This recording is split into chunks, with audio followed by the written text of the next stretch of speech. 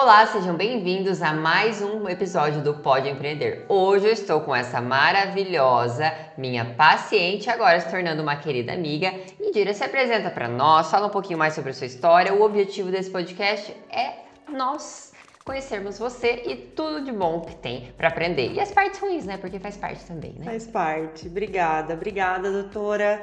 Nossa, fiquei muito feliz com o convite, super feliz de estar aqui. Eu adoro falar da minha história, da minha jornada. Eu acho que a gente cresce muito assim. Hoje eu trabalho com mentoria de empreendedoras, branding, posicionamento de marcas, dou vários treinamentos, tenho muitas alunas que realmente precisam se conectar com outras mulheres que já deram um passo que elas querem dar. Isso eu acho que é o mais importante. A gente às vezes não tem noção da força que isso tem e tem sido uma trajetória, um trabalho muito bonito. Então, toda vez que eu recebo um convite que vem de uma mulher, que vem puxando outras mulheres, isso tem um sentido diferente para mim. E explica um pouquinho mais do que você faz, porque eu sei que tem vários nomes, várias coisas bonitas, mas tem gente que não entende nada. Não. Então explica um pouquinho mais e explica o porquê você também começou nessa área pra gente. Perfeito. Eu vim da área jurídica, né? Não nada a ver, estudava direito e eu era boa, gostava ali da área e eu já trabalhava na área. Então eu já trabalhava numa empresa de tecnologia jurídica. Só que eu sempre fui muito comercial, gostava muito de marketing e eu tive muito mais contato nessa empresa que eu trabalhei. E o que me levou, o que deu essa virada na minha cabeça, né? Eu venho de uma origem muito sem acesso financeiro. Então, para mim, tinham muitas coisas que eu não sabia que estavam disponíveis. Então, eu trabalho desde muito novinha, desde os 13, saí de casa muito cedo, fui ver as coisas, conquistar o mundo, tive uma origem bem difícil. E aí eu resolvi que eu queria ir para uma área que me desse estabilidade. E eu fui para o direito por causa disso. Mas a estabilidade que eu estava procurando, eu não sabia que existiam outras formas de ter estabilidade. A gente vem de uma época que, qual era a nossa projeção? Você crescer, fazer uma faculdade, né? O nosso objetivo de sucesso, passar num concurso público e trabalhar naquilo para o resto da sua vida. E quando eu comecei a trilhar esse caminho, eu vi que eu não gostava daquilo, que não era aquilo que eu queria fazer. E aí, numa das viagens que eu fiz, eu acabei ganhando uma viagem pela empresa que eu trabalhava e eu fui pro Nordeste. E eu nunca tinha ido pro Nordeste, eu nunca tinha entrado num avião e eu ganhei a viagem com tudo pago para um resort lindo. Quando eu cheguei lá, aquilo abriu a minha mente.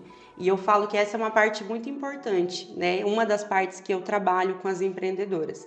Muitas delas não acessam, às vezes, algo melhor porque elas não sabem que tem. O nosso cérebro não consegue acessar algo que ele não tem visualização, que ele não sabe que existe. No dia que eu fui nesse resort, eu nunca tinha pensado em empreender, nunca. E se me falasse, empreender, eu falo, nossa, jamais, imagina, numa área que me dá estabilidade, que eu viajo, que eu tenho um reconhecimento legal. Mas eu comecei a pensar, poxa, e eu tinha um salário legal, inclusive. E eu comecei a pensar, poxa, mas não é só o dinheiro, eu não queria estar aqui só pelo dinheiro, eu queria estar aqui por outra coisa, eu queria conhecer essas pessoas, eu queria conversar com elas, entender como é a vida delas. E aí eu comecei, isso foi em 2019, comecei a pensar em fazer algo. Eu abri a minha empresa efetivamente em 2021 como uma consultoria comercial, na época chamava Pense CEO. E logo que a gente abriu, a gente já foi fazendo cliente e tudo mais.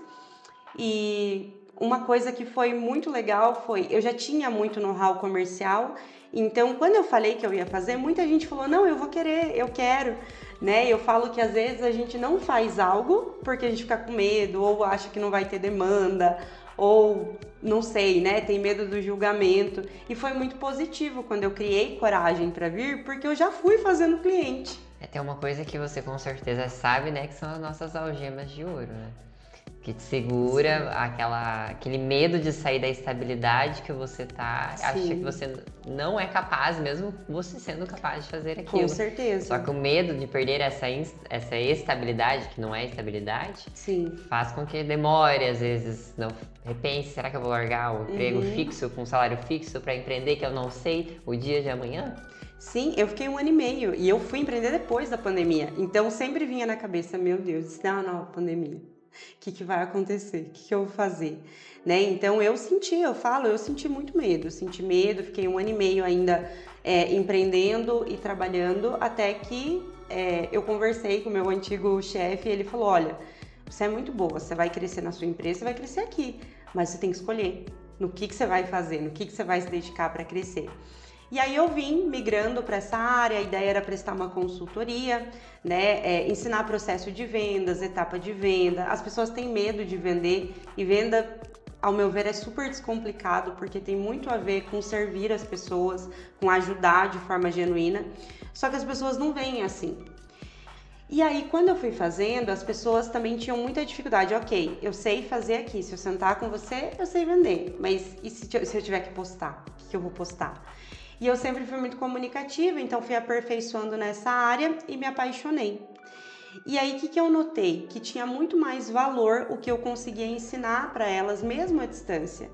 Né? Porque várias das dificuldades, inclusive, era se eu não tiver alguém do meu lado, eu não consigo fazer. E eu defendo muito essa autonomia, essa liberdade. Eu falo que você pode ter... Eu tenho uma agência de marketing, mas eu sempre falo isso para os meus clientes. Em hipótese alguma, você não deve ficar aqui só com a gente e, tipo, só vocês sabem fazer. Eu não sei.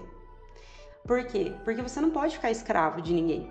Você precisa saber fazer, você precisa ter a tua autonomia, né? Então, uma das coisas que eu faço é ensinar para eles. Olha, eu vou fazer porque você ter a gente é um conforto, mas não pode ser por ignorância. Então, vocês precisam saber fazer. E eu queria esse modelo de negócio 100% online e 100% escalável. E foi isso que eu fui desenhando, então fui cortando todo tipo de envolvimento físico, fui trazendo eles com mais força para o digital, para que eles perdessem o medo. E aí eu acabei encontrando o nicho, na verdade eu fui encontrada, né?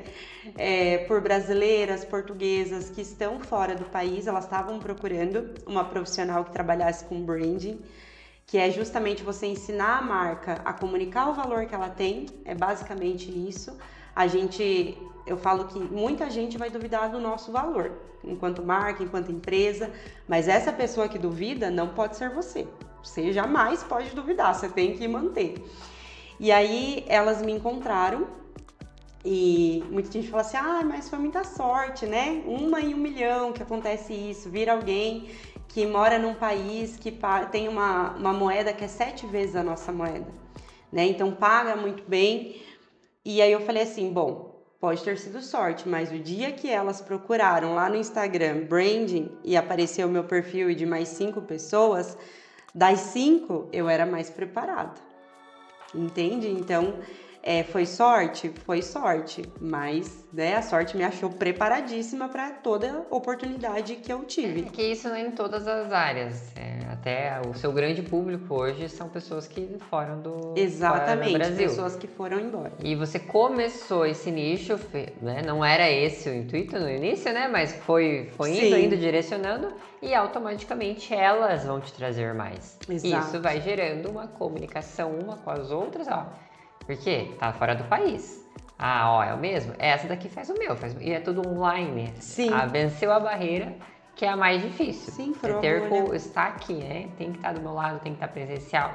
E é muito difícil. Eu falo, eu como pessoa, eu gosto do físico. Eu tenho muita dificuldade com online. Pra mim, se vir com reunião online, essas coisas, eu não gosto de nada online. Eu falei, venha tudo no meu consultório, venha, a gente vai. Eu gosto de olhar pra cara da pessoa. Mas é uma coisa que eu entendo que vai mudar. Sim. Já mudou muito. Sim. E vai mudar, por quê? Porque daí você consegue falar com todas as suas clientes de outro país, como aquele dia que a gente conversou, fez a reunião, e é outro fuso horário e tudo, e a gente consegue todo mundo se comunicar no mesmo horário.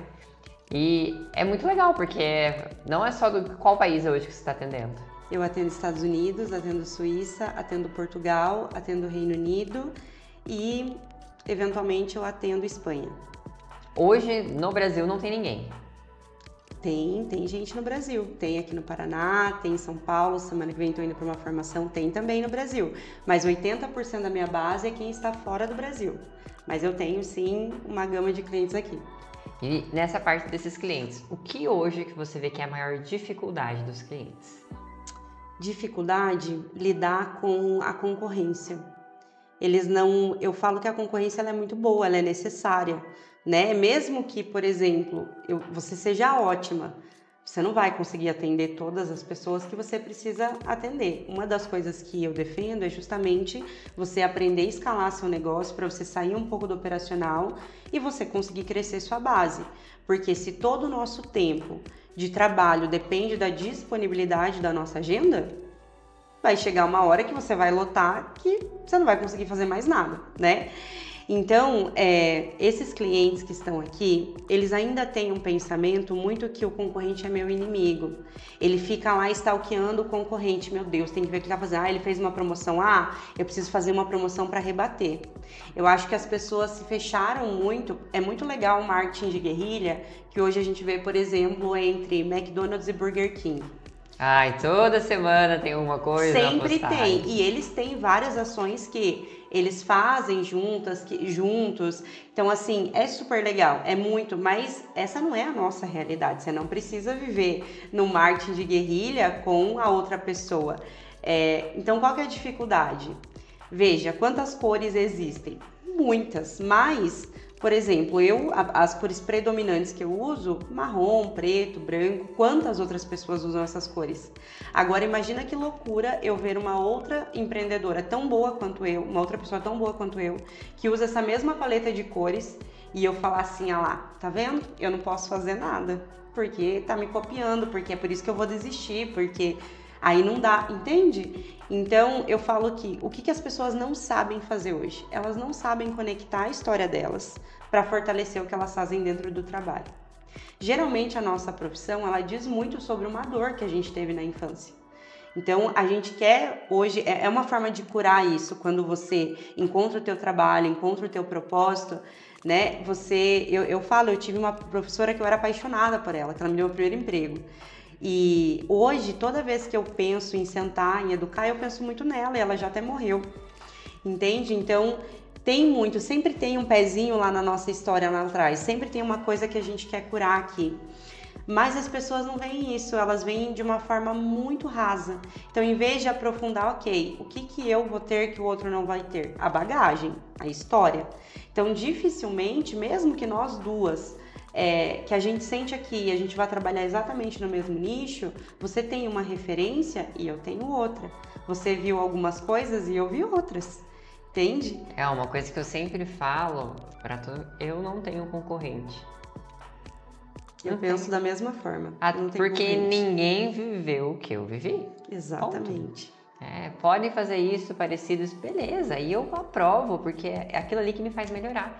Eu não olho pela concorrência, eu falo, nossa, por que eu não tô fazendo isso ainda? Por que eu não posso estudar isso? Por que eu não posso aprimorar isso daqui também? Sim. A concorrência, ela é excelente, senão a gente não melhorava, ficava as mesmas coisas sempre. Sim. O mesmismo, a mesma coisa, não adianta, tem que ter alguém ali pra você chegar, poxa, igual você vê no meu caso.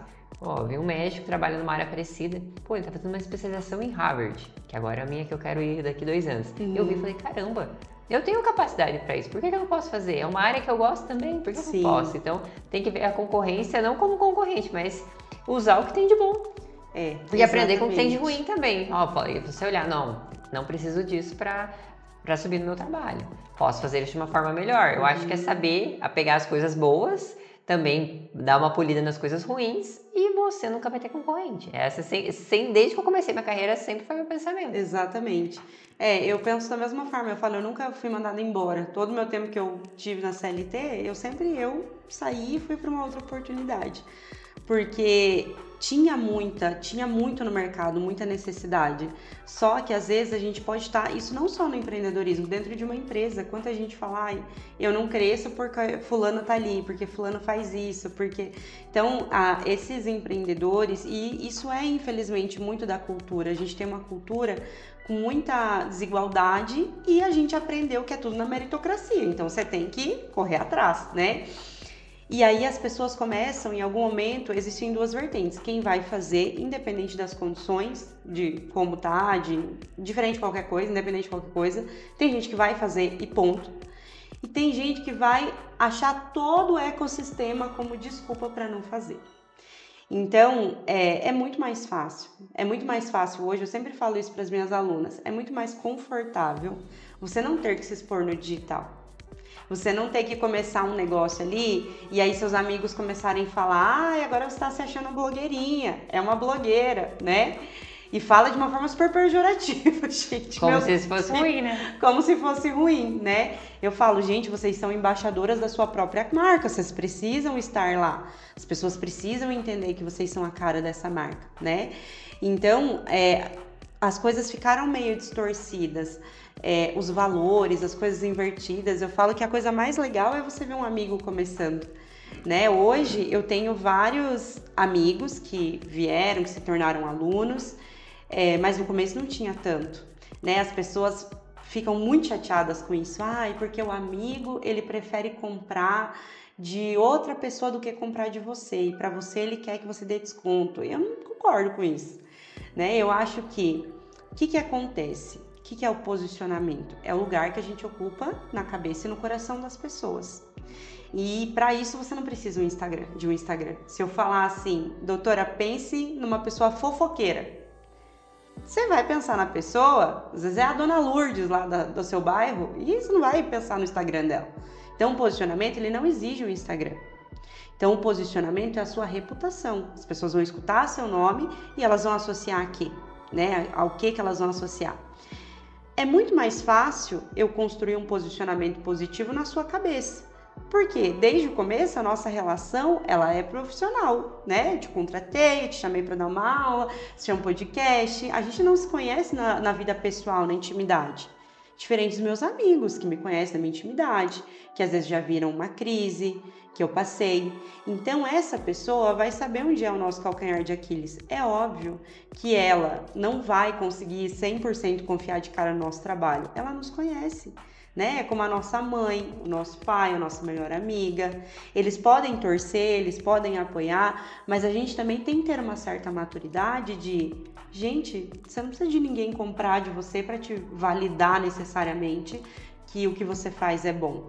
E às vezes nem é seu público e você quer que a pessoa consuma, entende? Então tudo acaba virando uma grande desculpa, tudo para te travar, tudo para te deixar ali naquela zona.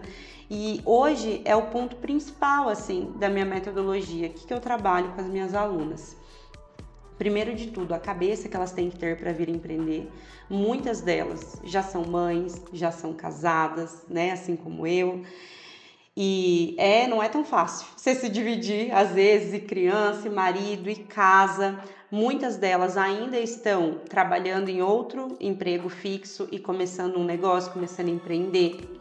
Então, tudo isso que elas estão começando a passar, eu já passei, eu já senti, já esgotei, já fiz story ruim, já passei por tudo. E o que me trouxe até aqui? A cabeça que eu tive.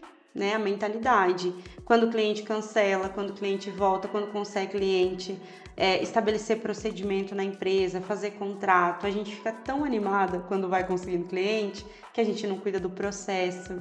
Então hoje, o que eu faço com elas? Eu começo pela mentalidade, depois a gente vem arrumar a reputação delas, porque tem que ser uma reputação que não é um personagem, que honre quem ela é, os valores, as coisas que ela acredita, né? Isso vai moldar a pessoa que ela é, o serviço que ela vai prestar.